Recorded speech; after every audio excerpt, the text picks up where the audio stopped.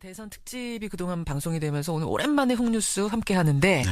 어떤 주제 가지고 나오셨을지 네, 궁금해요. 오늘도 이 관련 음성부터 듣고 한번 시작하겠습니다. 예. 그 거소투표 있기 전에 그냥 원장이 뭐 지장 찍고 뭐 그러라고 해서 지장 찍었다. 제가 한 2주 전인가 3주 전에 갔었는데 그랬거든요. 이제 엄마 투표하셨냐고 그랬더니 원장이 2번 찍으라고 2번 해서 다 2번 그렇게 찍었다고. 투표 얘기인 것 같은데요. 네, 이 음성은 정확히 1년 전인 지난해 4월 총선 때요. 예. 제가 이 코너를 통해서 방송을 한번 했던 적이 있는 음성입니다. 거소투표라는 걸 다뤘었는데요. 예. 요양병원에 계시는 분들에게 이 특정 후보를 찍도록 요양원 측에서 강요하고 있다는 내용입니다. 예. 이번 대선 때도 다음 주부터 이 거소투표가 진행이 되는데요. 1년 전에 비해서 어떤 변화가 있는지 오늘 살펴보려고 합니다. 아마 기억하시는 분들 계실 거예요. 하지만 처음 듣는 분들도 계실지 모르니까 거소투표가 뭔가부터 한번 짚어보죠. 네, 이 거동이 불편한 분들이 살고 있는 장애인 시설, 요양병원 이런 곳에서 하는 투표를 말합니다. 그렇죠. 살고 있는 곳에서 하는 투표라고 이제 거소투표라고 이제 부르는데 예. 미리 신청서를 내면 선관위가 투표 용지를 우편으로 보내줍니다. 거소에서 기표한 다음에 이 투표 용지와 같이 보내온 이 회송용 봉투에 담아서 선관위에 보내면 이제 투표는 종료가 됩니다. 그게 다음 주부터 진행이 된다는 거예요. 그렇습니다. 지금은 재외국민 투표 진행되고 있고. 그러고 있죠. 재외국민 투표보다 거소투표는 좀 상대적으로 관심이 적은 것 같습니다. 아마 대상자가 더 적기 때문일 겁니다. 18대 대선 기준으로 보면요. 이 재외국민 투표 신청자는 22만 명. 이에 비해서 이 거소투표 신청자는 한 10만 명 정도였습니다. 예. 그러니까 재외국민 투표보다 한 절반 정도밖에 안 되죠. 하지만 적지 않은 숫자는 사실이죠. 자, 지난 총선 때 홍뉴스에서 짚었던 것이 거소투표가 허술하게 진행되고 있다 이거였잖아요. 그랬었죠. 지금은 얼마나 개선됐는가 오늘 하나하나 좀 따져보죠. 우선 이번에도 이 대리 신청 사건이 일부 지역에서 발생을 했습니다. 대리 신청? 네, 그렇습니다. 거소투표 대상자 몰래 제3자가 대리 신청해서 투표 용지를 받아내려고 한 겁니다. 그래요. 강원도 화천에서 일어난 일을 소개해드리면요. 이 중증 정신지체장애자들 37명이 생활하고 있는 이 복지원에서요. 전원이 투표 신청을 했습니다. 예. 거소투표 희망자들이 없는 걸로 파악된 곳이어서 선관위가 직접 나가서 원생들을 상대로 조사를 벌였는데요. 예. 한번 들어보시죠. 저희가 이제 가서 물어봤는데 대통령 선거가 있는 줄 알고 계십니까? 이래 물어보면은 거의 다 모르시고요. 예. 또 뭐 투표를 하실 겁니까? 이래 보면은 투표가 뭔지도 모르는 분도 계시고 본인의 자필 이름을 이제 거기다 써야 되지 않습니까? 이름도 못 쓰시는 이제 그런 분들도 계시고 말을 안 하고 뭐 도망가는 분들도 계시고. 아니 상황이 이런데 이곳에서 37명 전원이 투표하겠다고 지금 신청서를 써서 보냈다는 거잖아요. 그러게요. 그러니까 투표할 능력이나 의사도 없고 예. 또 의사소통조차 못하는 사람들에게 동의도 받지 않고 예. 신청서를 보낸 거죠. 일부는 이미 정신병원에 실려 나간 경우도 있었습니다. 예. 이곳이 이 산골에 있는 외진 곳인데 마치 공포영화 속의 이야기처럼 좀 기괴하기까지 그러니까 하죠. 지금 시설 측에서 무슨 의도를 가지고 신청을 했다는 의심을 하게 되는 거 아니에요? 그쪽에서는요, 하는 얘기가 이 참정권을 보장해주기 위해서 선의를 가지고 신청을 했다. 이렇게 이야기를 했다고 합니다. 하지만 선관위는 대리투표 목적이 있었다고 보고 검찰에 고발을 해서 현재 수사가 진행이 되고 있습니다. 사실은 기억나는 게 지난 방송 때도 이런 사례를 한두 건 우리가 예로 찾아냈었거든요. 그랬었죠. 여전하단 얘기입니까? 네, 이번 19대 대선에만 이 선관위에서 보도자료까지 내고 국민들에게 알린 것만 한 3건 정도가 됩니다. 부산 요양병원에서는요. 사망자의 이름으로 신청을 했다가 적발되기도 했습니다. 사망자? 이 네. 세상에 없는 사람 이름으로 투표용지가 어떻게 나옵니까?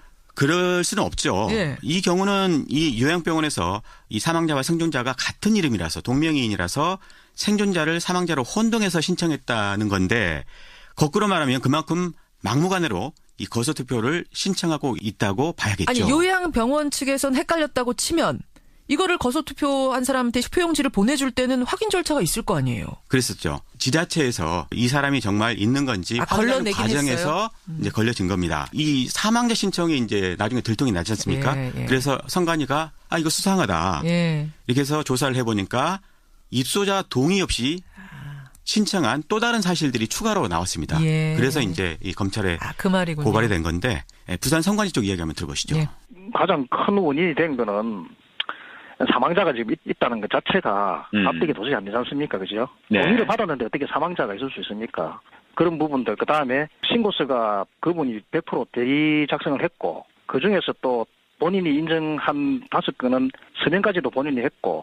그러니까 사망자인데 신청서가 와서 이상해서 보니까 이상한 게 한두 건이 아니었다 이런 거군요. 예, 그렇습니다. 이거는 선관위 조사를 통해서 드러난 사례고요. 예. 그럼 드러나지 않고 지나가는 것도 있을 수 있다는 얘기잖아요. 그렇겠죠. 이 선관위는 신청서 필체가 같으면 일단 의심을 합니다. 예. 하지만 당사자가 글을 쓰지 못하는 경우도 있지 않겠습니까? 그렇죠. 그런 경우는 다른 사람이 대신 쓸 수 있도록 법적으로 허락을 하고 있습니다. 따라서 중요한 게 당사자 동의를 거쳤는지 여부를 확인하는 게 중요하겠죠.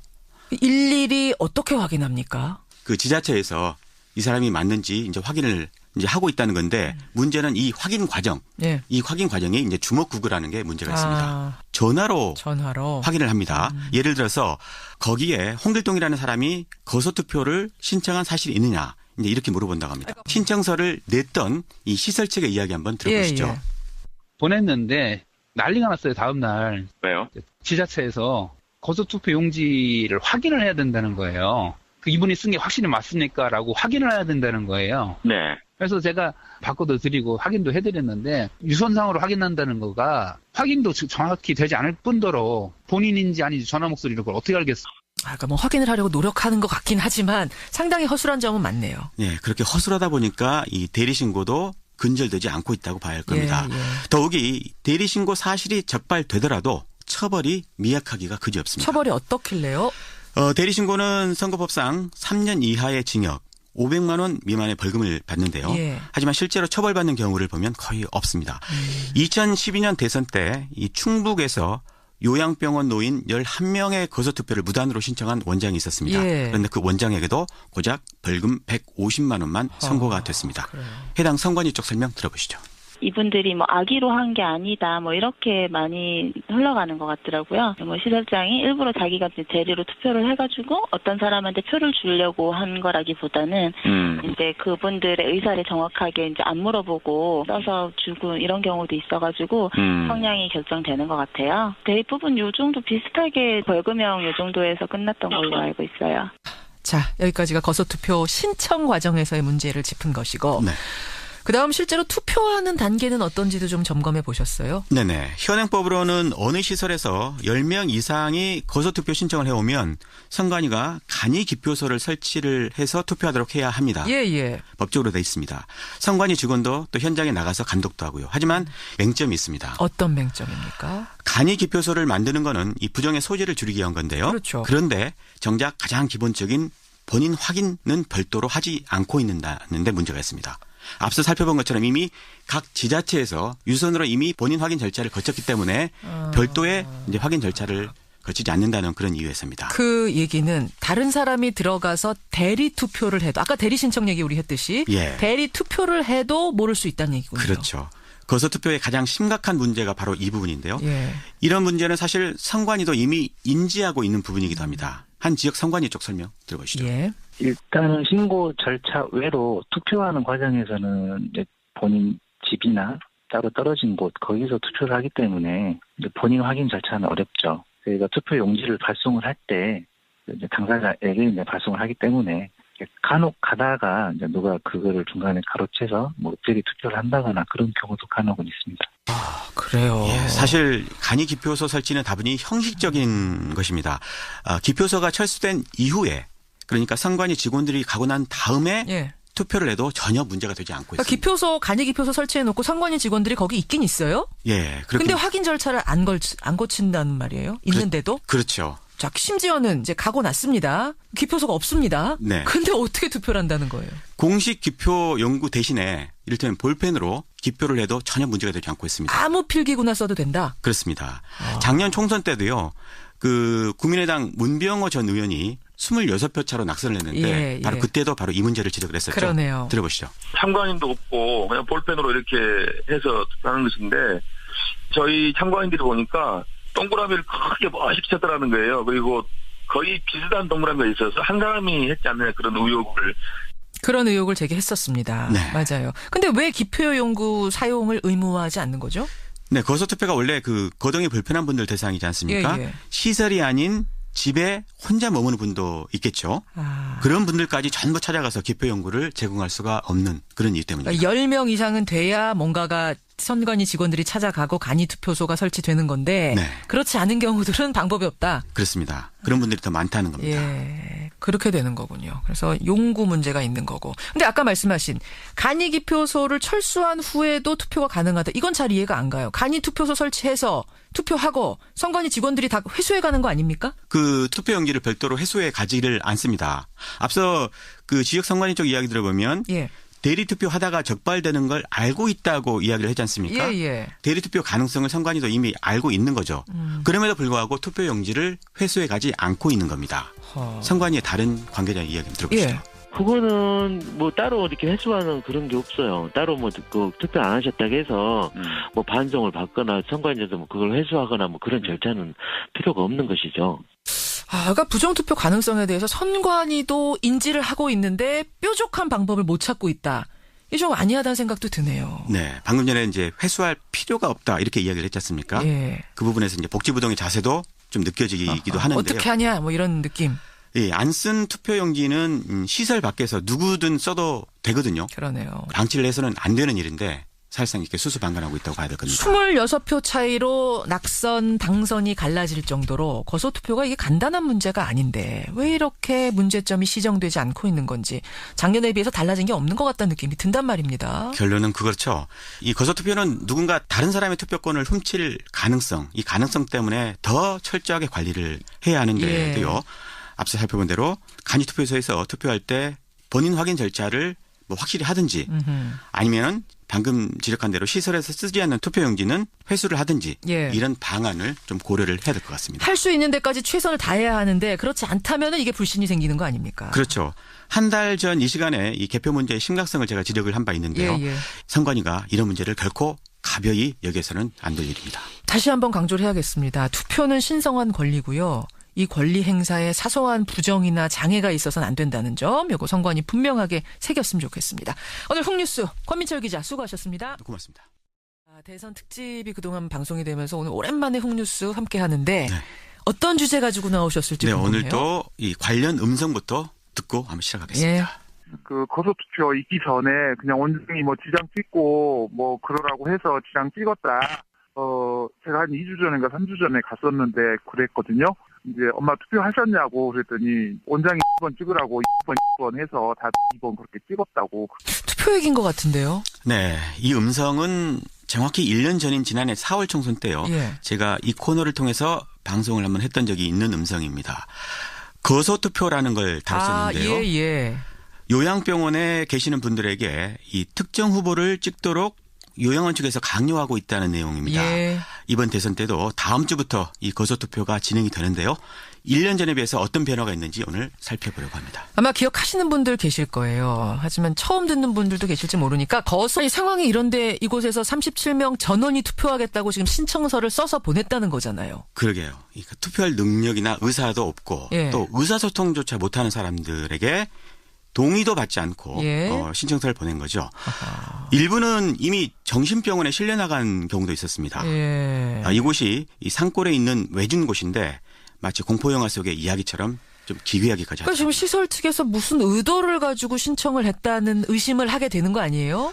그쪽에서는요, 하는 얘기가 참정권을 보장해주기 위해서 선의를 가지고 신청을 했다 이렇게 이야기를 했다고 합니다. 하지만 선관위는 대리 투표 목적이 있었다고 보고 검찰에 고발을 해서 현재 수사가 진행이 되고 있습니다. 사실은 기억나는 게 지난 방송 때도 이런 사례를 한두 건 우리가 예로 찾아냈었거든요. 그랬었죠. 여전하단 얘기입니까? 네, 이번 19대 대선에만 이 선관위에서 보도자료까지 내고 국민들에게 알린 것만 한 3건 정도가 됩니다. 부산 요양병원에서는요. 사망자의 이름으로 신청을 했다가 적발되기도 했습니다. 사망자? 이 세상에 없는 사람 이름으로 투표용지가 어떻게 나옵니까? 그럴 수는 없죠.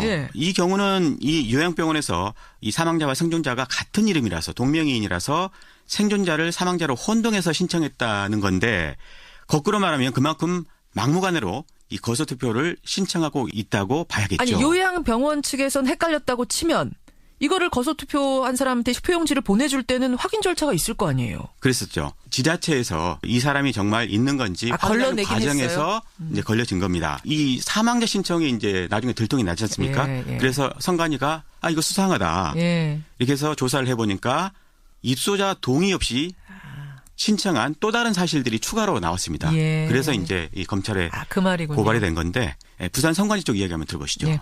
가장 큰 원인이 된 거는 사망자가 지금 있다는 것 자체가. 그렇죠. 지금은 얼마나 개선됐는가 오늘 하나하나 좀 따져보죠. 우선 이번에도 이 대리 신청 사건이 일부 지역에서 발생을 했습니다. 대리 신청? 네, 그렇습니다. 거소투표 대상자 몰래 제3자가 대리 신청해서 투표 용지를 받아내려고 한 겁니다. 그래요. 강원도 화천에서 일어난 일을 소개해드리면요. 이 중증 정신지체장애자들 37명이 생활하고 있는 이 복지원에서요. 전원이 투표 신청을 했습니다. 예. 거소투표 희망자들이 없는 걸로 파악된 곳이어서 선관위가 직접 나가서 원생들을 상대로 조사를 벌였는데요. 예. 한번 들어보시죠. 저희가 이제 가서 물어봤는데 대통령 선거가 있는 줄 알고 계십니까? 이래 물어보면은 거의 다 모르시고요. 예. 또 뭐 투표를 하실 겁니까? 이래 보면은 투표가 뭔지도 모르는 분도 계시고 본인의 자필 이름을 이제 거기다 써야 되지 않습니까? 이름도 못 쓰시는 이제 그런 분들도 계시고 말을 안 하고 뭐 도망가는 분들도 계시고. 투표가 뭔가부터 한번 짚어보죠. 네, 이 거동이 불편한 분들이 살고 있는 장애인 시설, 요양병원 이런 곳에서 하는 투표를 말합니다. 그렇죠. 살고 있는 곳에서 하는 투표라고 이제 거소투표라고 이제 부르는데 미리 신청서를 내면 선관위가 투표 용지를 우편으로 보내줍니다.